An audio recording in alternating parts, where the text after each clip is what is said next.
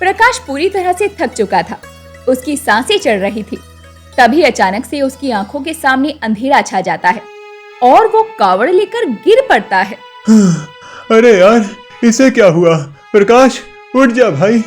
अरे, इसके पैर से तो खून बह रहा है, पैरों में छाले पड़ गए हैं और ये चलने के लायक भी नहीं है। पानी के कारण ये बेहोश हो गया है। वही तो मुझे समझ नहीं आ रहा, अब हम क्या करें?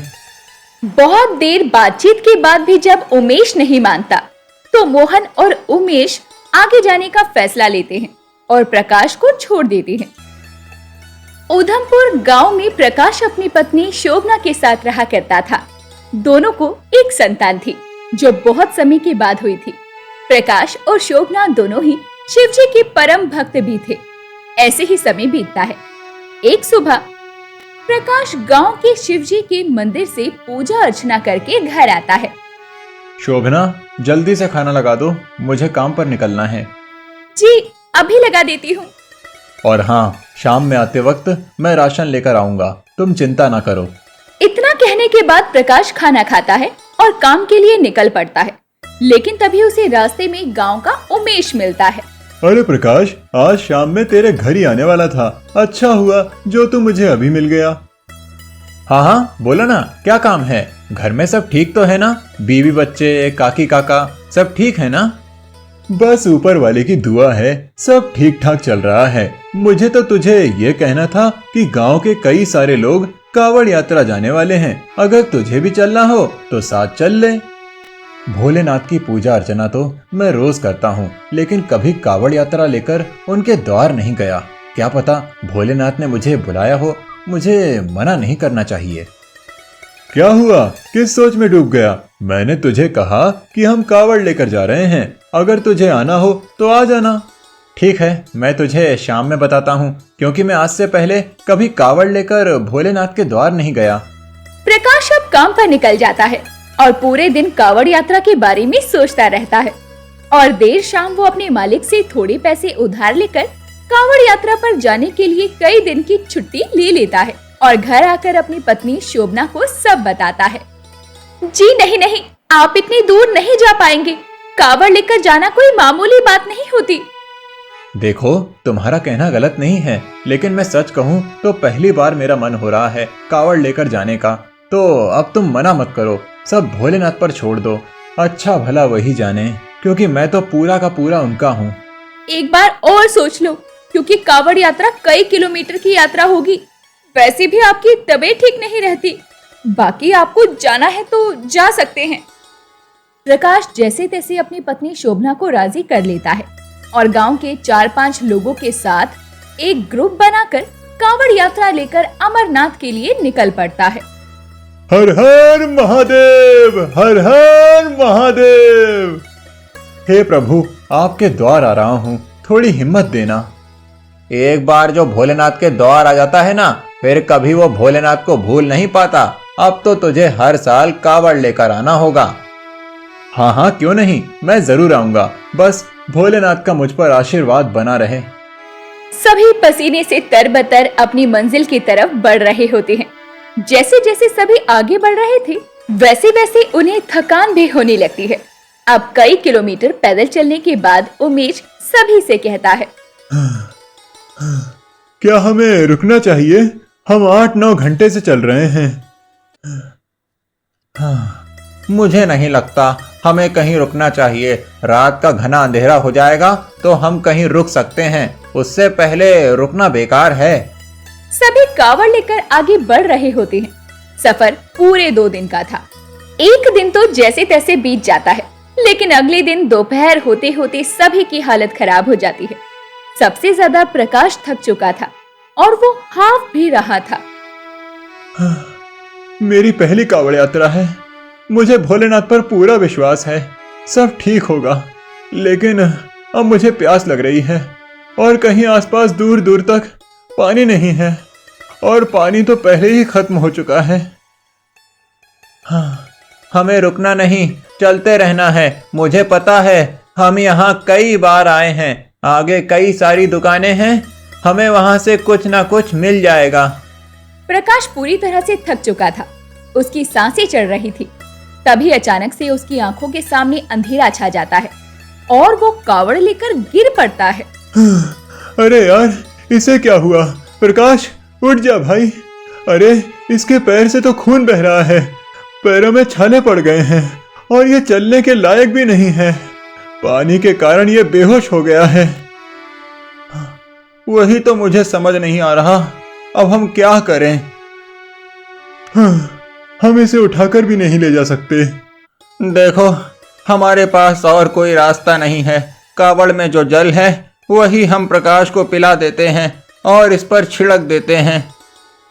नहीं नहीं, पहले ये जल शिव जी पर चढ़ता है, उसके बाद ही हम इसका इस्तेमाल कहीं कर सकते हैं।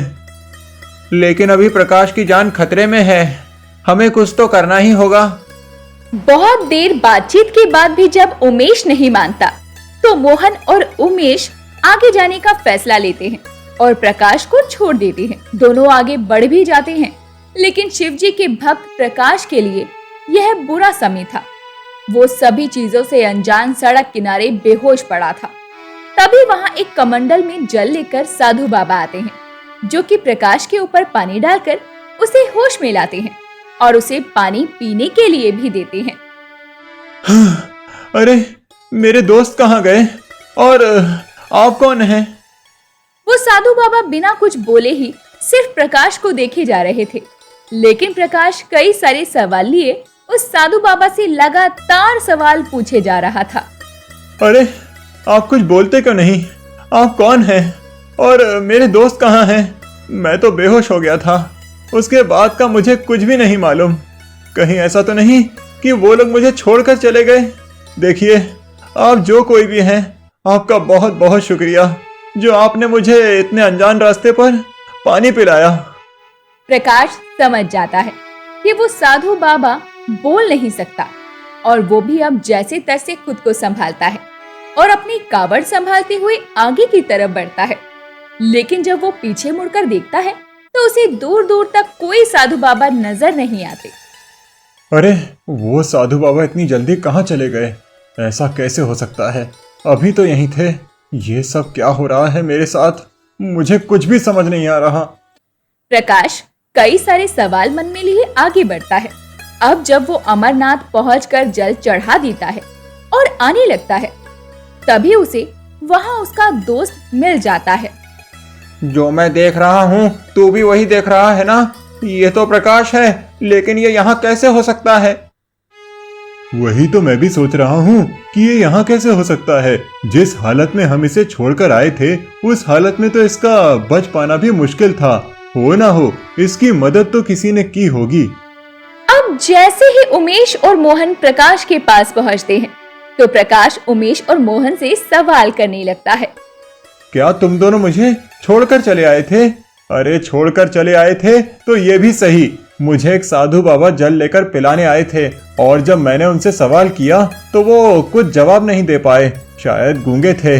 लेकिन हैरानी की बात तो ये है कि पल भर में ही वो गायब हो गए। क्या मजाक कर रहा है? ऐसा कैसे हो सकता है? कोई तेरी मदद को आया और वो भी गायब हो गया? क्या बात कर रहा है? बिल्कुल सच कह रहा हूँ, शायद मेरी सांसें भी रुक गई होंगी और वो साधु बाबा और कोई नहीं बल्कि भोलेनाथ ही होंगे जिन्होंने मेरी जान बचाई। लगता है थकान की वजह से तेरे दिमाग पर असर हो गया है। प्रकाश अब मोहन और उमेश के साथ घर लौटकर आता है, लेकिन उसके दिमाग में अभी भी वही बातें चल रही थी कि वो साधु बाबा कौन थे जिन्होंने प्रकाश और मोहन की मदद की। अरे क्या हुआ? जब से आए हो तब से चिंता में लग रहे हो। कोई बात हो गई क्या जो आप मुझे नहीं बता पा रहे? अरे, मुझसे छुपाने की क्या जरूरत है? मुझे साफ पता चल रहा है कि आप परेशान हो और ये परेशानी आपको खाई जा रही है। नहीं नहीं, कोई बात नहीं है। शोभना अब जब प्रकाश से जबरदस्ती उस बात के बारे में पूछती है, तो प्रकाश भी अपनी पत्नी को सारी बात बता देता है कि किस तरह वो बेहोश हो गया था और उमेश और मोहन उसे छोड़कर चले गए थे, लेकिन उसे पता नहीं चला कि उसे क्या हो गया था। तभी वहां एक साधु बाबा आए, जिन्होंने उसे पानी पिलाया और उसके बाद अचानक गायब हो गए। अजी, ये तो बड़ी हैरानी की बात है। जो साधु बाबा आपको पानी पिलाने आए वो गायब हो गए, जरूर वो साक्षात भोलेनाथ रहे होंगे, जिनसे अपना भक्त इस हाल में देखा नहीं गया और वो साधु बाबा के भेष में आपसे मिलने आए थे। तुम बिल्कुल सही कह रही हो, मुझे भी यही लग रहा था। हे प्रभु, सच में मैं अपनी पहली कावड़ यात्रा अपनी पूरी जिंदगी में कभी नहीं भूल सकता।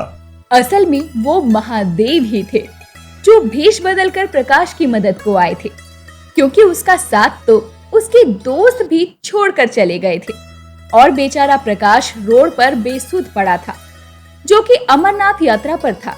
लेकिन भोलेनाथ खुद आकर प्रकाश को अपने हाथों से पानी पिलाते हैं और वो झटपट ठीक भी हो जाता है, जिसके बाद वो कभी भी अपनी पहली कावड़ यात्रा की यादों को नहीं भूल पाता और उसके बाद हर साल कावड़ लेकर जाने का फैसला करता है।